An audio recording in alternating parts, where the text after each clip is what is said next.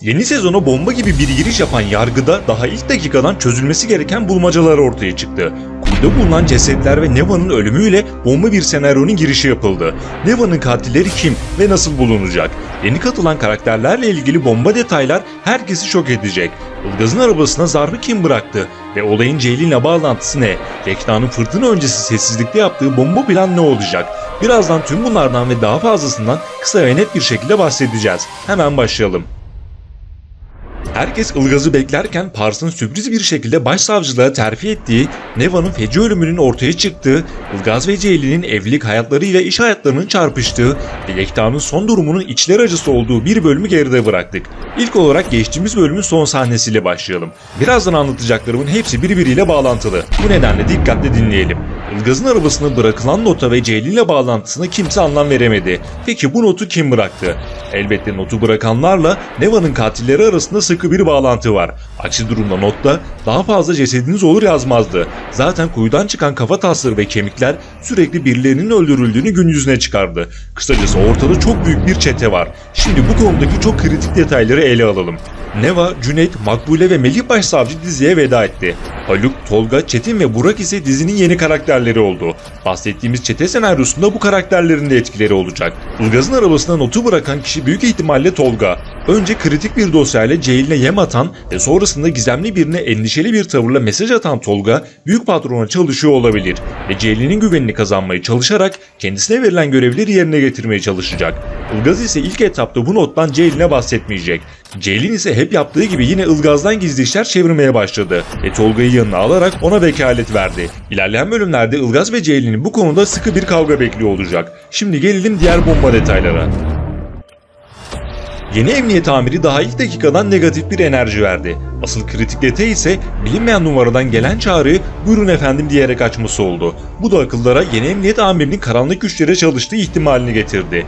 Bir başka kritik detay da Aylin'in yeni sevgilisi Çetin'le ilgili. Aylin'le buluşmaya gelen Çetin, kendisine gelen gizemli bir aramadan sonra Aylin'e hastamla ilgili diye bir bahane sunarak hızlı bir şekilde ortamı terk etti.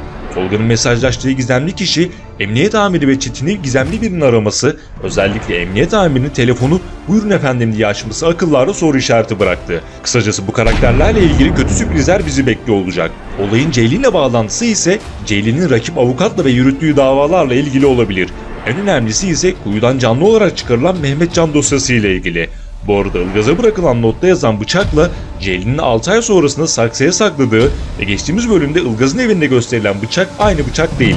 Büyük patronun istediği bıçak kuyudan çıkarılan ve üzerinde Neva'nın parmak izi olan bıçak.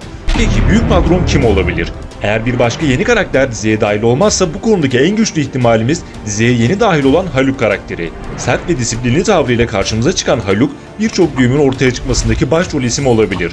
Emrinde birçok çalışan var ve hatta önemli kademeleri ve kritik yerleri adamlarını yerleştirerek büyük bir güç elde ediyor. Zaten daha ilk dakikadan Yekta'yı bile yerin dibine soktu. Peki başta Neva olmak üzere şok edici cinayetler nasıl çözülecek?